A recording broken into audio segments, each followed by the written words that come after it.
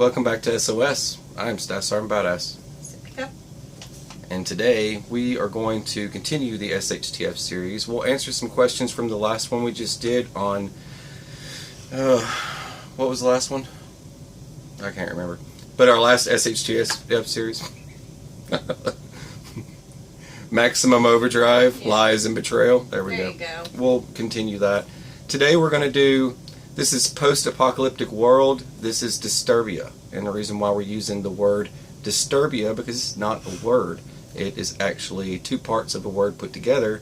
It is disturbed and suburbia put together, okay, making Disturbia. It is from a 2007 movie, a horror movie, about, I think they were, the neighbors, they were under suspicion that they were serial killers and yada, yada, yada. So we thought it would be appropriate to just use Disturbia for this, because I was going to do psychopaths and weirdos, but I thought that would not fly very good. So, psychopaths and weirdos. Oh man, and berserkers. But anyway, so today we're going to do more of a Disturbia type thing, okay? And I will touch on faith a little bit, but we are going to do a SHTF scenario for a series about faith.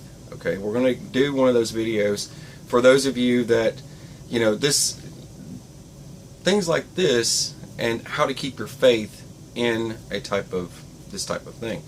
And we'll touch on one of those things because that's actually a question. And because Bob got killed when we did our other video, and Bob was sick and he wasn't doing so hot, and the other members of the group decided It's more of a burden. It was more of a burden to go ahead and put Bob down. And how do these people keep their faith if they're going to do something like that? Well, technically you don't. That's not how you do it. That's not how you keep your faith. What good is living if you don't have a soul to save? That's my words and our words, kind of. But if you don't have a soul to save and no soul left, then what's the purpose of staying alive? And I'm just saying. I mean, you're suddenly condemned to live this life of a post-apocalyptic world, and you're throwing all your morals and values and all that other stuff out the window. Well, just because you're in a post-apocalyptic world doesn't mean that when you die, you're just going to disappear. You know what I mean?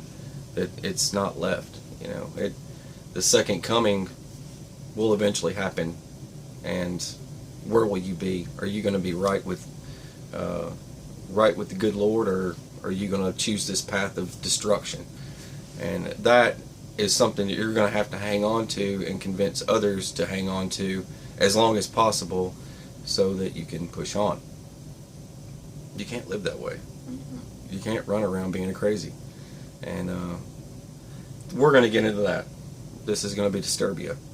And this is going to lead into that. But we will touch on faith. We'll do a faith video for that. Okay. But Disturbia, this kind of goes into, there was a girl that we actually watched, and it was a video. And how old was that girl? 6. The girl was 6 years old. And basically, she was severely abused since infancy, I believe. And unfortunately, being in that type of environment, it's something that's pretty much psychologically permanently damaged their thinking. And, you know, that just brings about, you know, also this type of video is you can't always save people, no matter how small or young they are, because some people I've heard talk about that, you know, everybody's worth saving and I'm not going to give up on everybody, and you got to be careful, because, you know, these small little children too, say if they go through a lot of traumatic events, see maybe their parents die or they were tortured or who knows, and it's just scarred them pretty much for life, and you're bringing in a threat if you don't handle the situation properly. And with her, when she got adopted, her adopted parents didn't really know how bad it was until they started seeing signs, how she took a nest down and there were little baby birds. And the psychologist was saying, well, how little were the baby birds? And she's like, oh, well, they didn't have any feathers and their eyes didn't open. And he said, well, so they were helpless. And she's kind of like, well, what do you mean? And he said, well, they couldn't run away from you, could they, if you were hurting them? And she said, no. And so he said, well, what did you do? And she said, I snapped their necks and I killed them. And she's very calm and serene. It's a pretty chilling video. She even went on to say the cat, the cat didn't like what she did to the cat, and the psychologist was like, well, what were you doing with the cat? And she said, I was stabbing it with pins. Mm-hmm. And she was running pins through the cat. And the dog. And the dog. And then it got so bad to where they had another child. He was probably only 3 or 2. And she was in the basement with him, and she started bashing his head into the cement. And the psychologist was like, well, didn't he cry out for you to stop? And she's like, yeah, he told me to stop. And he's like, well, were you going to stop? And she said no. And he's like, well, what happened? She's like, well, I heard Mommy walking across the kitchen, so I stopped because I didn't want her to hear me. And then that's when the mom walked down the stairs and found out what happened. So it's unfortunate, and it's something to kind of just, be aware of too.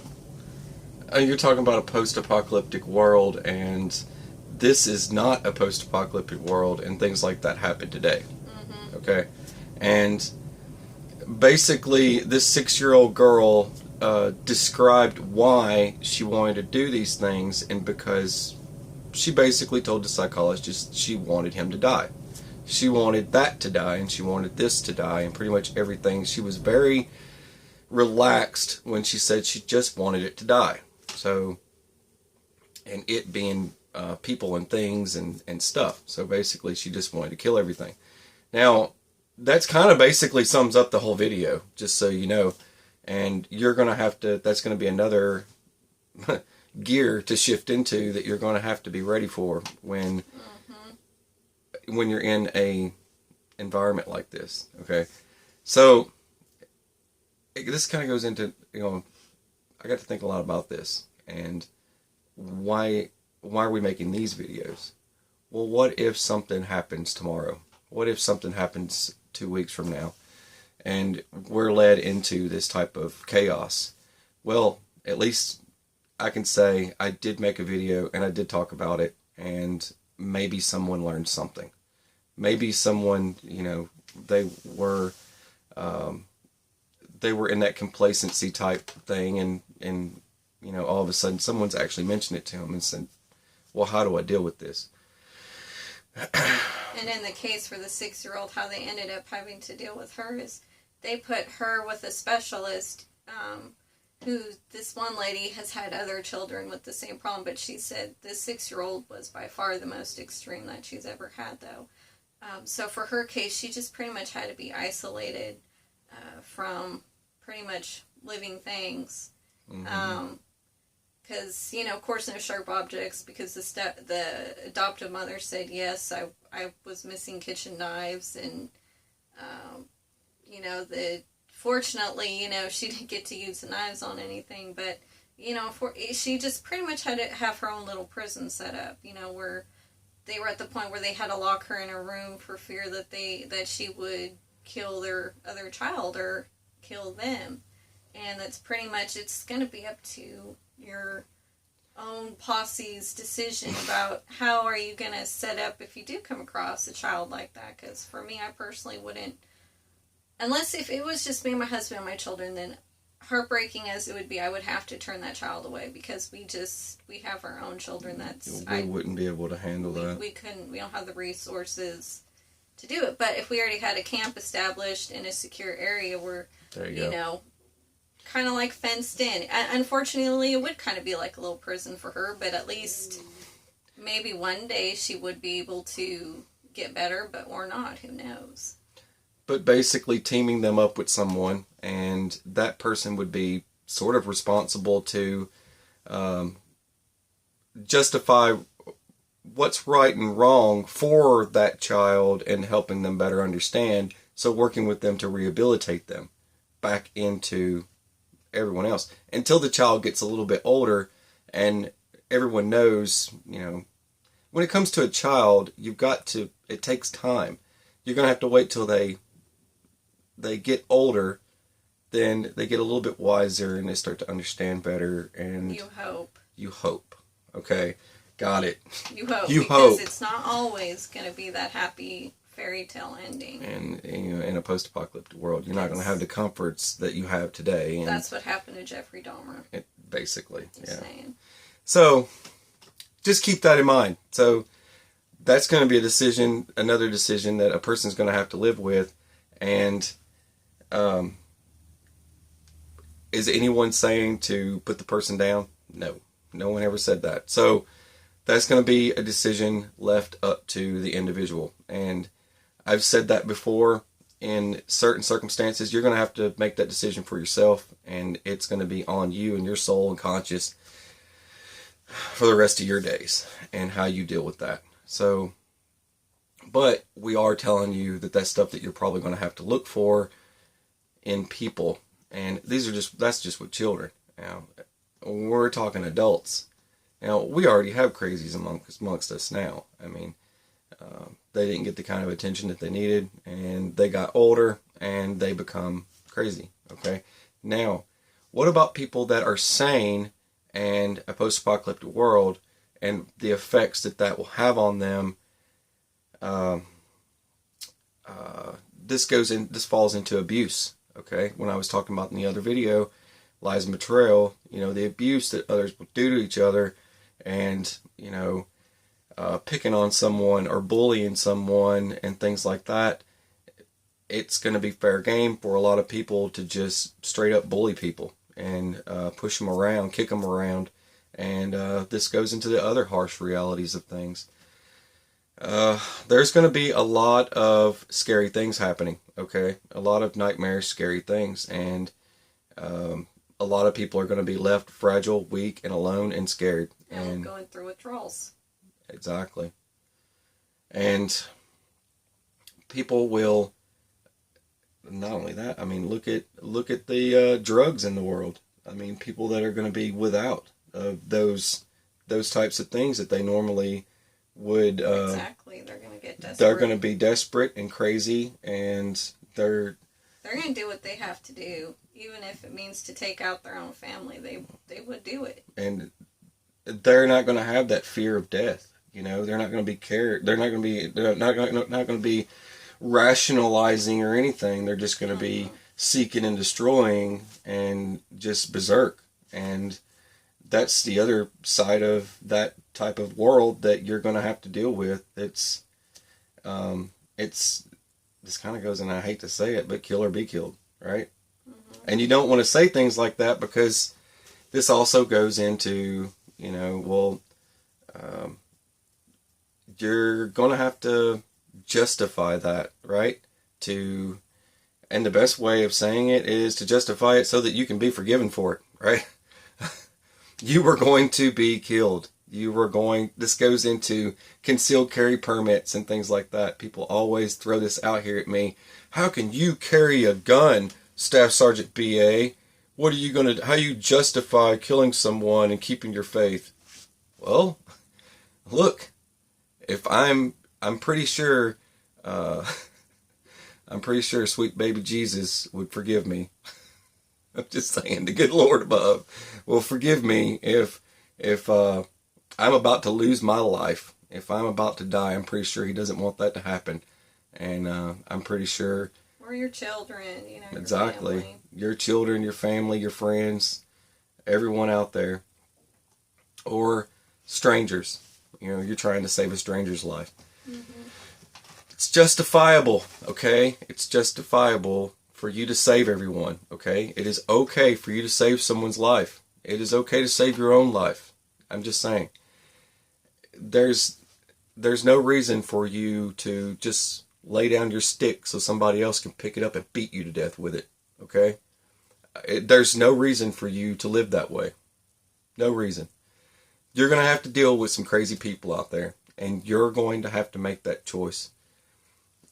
You're not going to, your reaction time is going to be a big deal as well.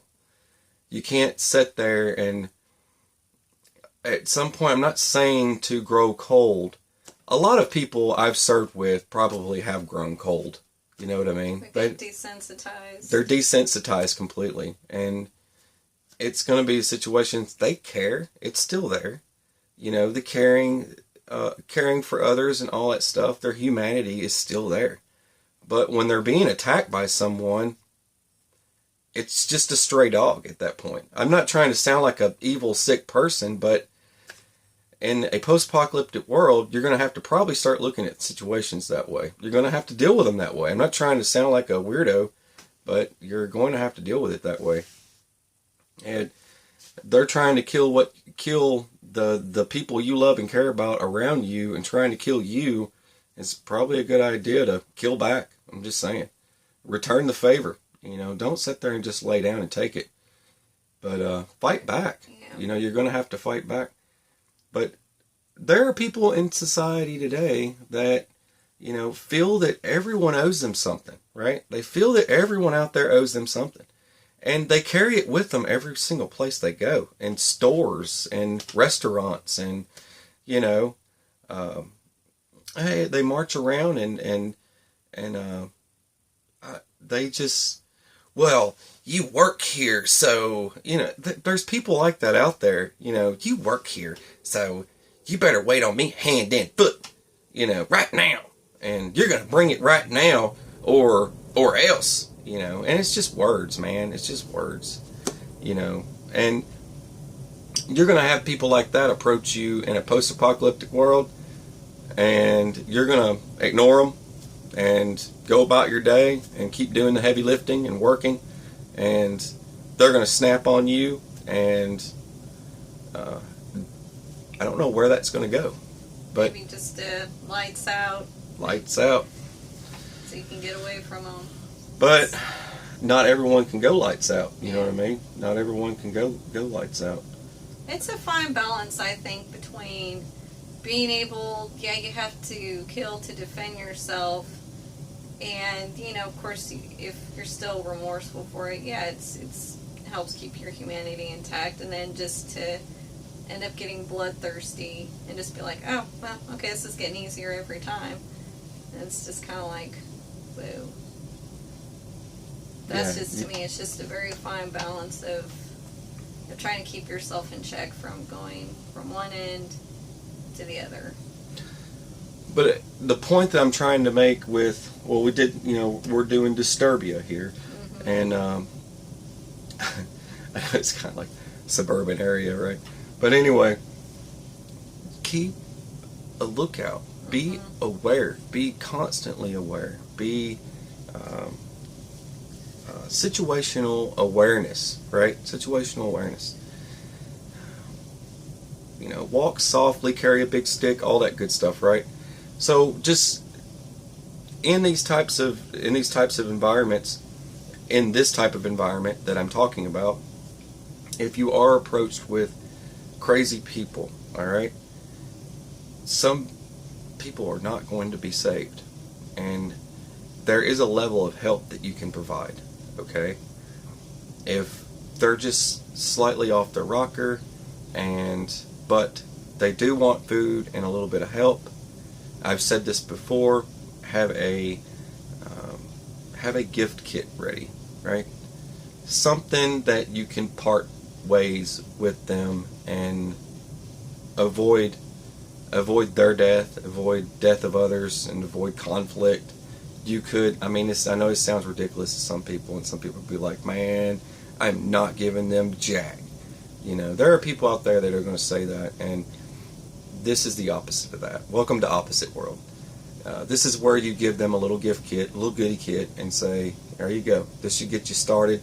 You know, there's a little bit of food, and there's a bottle of water in there, and I need you to hit the road, Jack. don't come back no more. Yeah, I mean, that's perfect for people who have schizophrenia. People that they do have those delusions that are typically nonviolent but can become violent. Yep. And they still have somewhat of a mental capacity to take care of themselves, sort of. So, I mean, giving them a kit and saying, well, here's some food and water, good luck.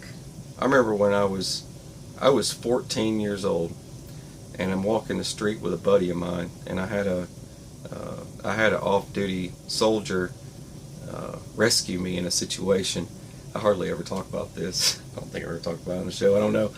But I was 14 years old, and I'm walking the streets with my buddy. It's dark, and I think it's like 8 o'clock at night or something like that. We were headed home, and in my pockets, I think I had 58 cents in my pocket.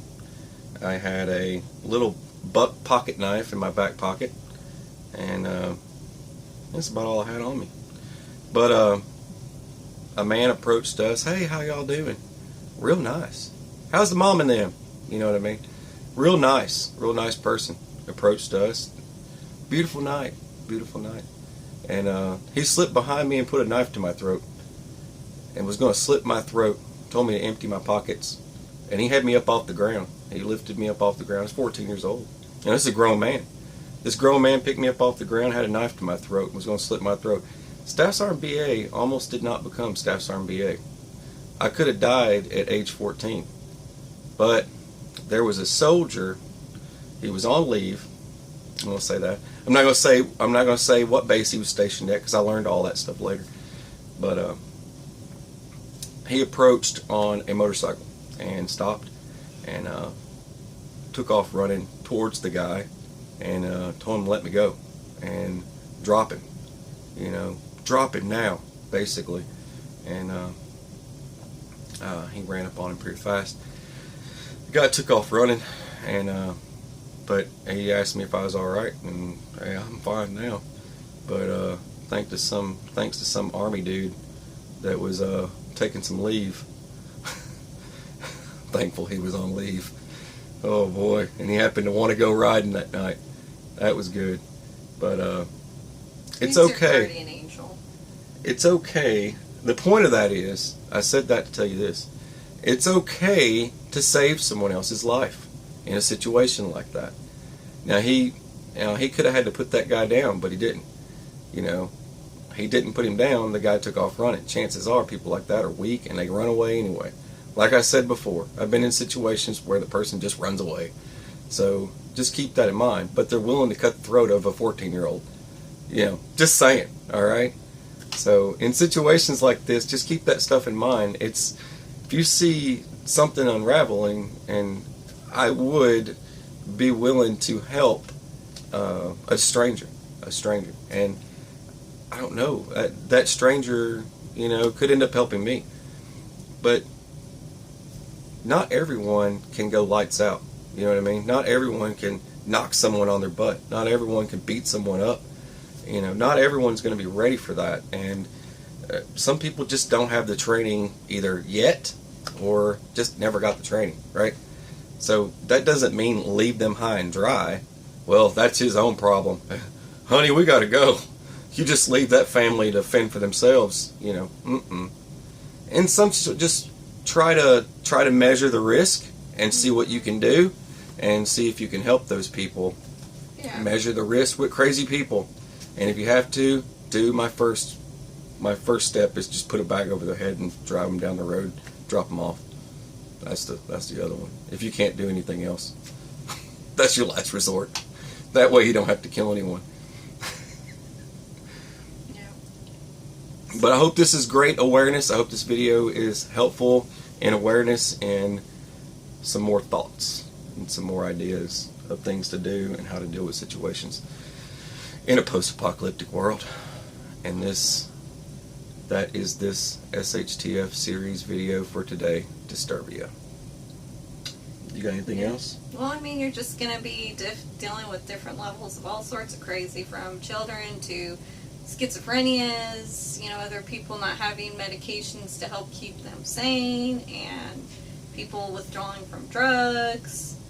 I mean, it's especially I think within the first year, if you know something extreme did happen like that, I think the first year is going to be probably one of the hardest years to get through, because it's everybody is just going to be going and trying to get back to the way they were, and it's not going to happen. And you know, it's just one of those things. You just hopefully just pray and get guided through it. And we've got more of these videos on the way.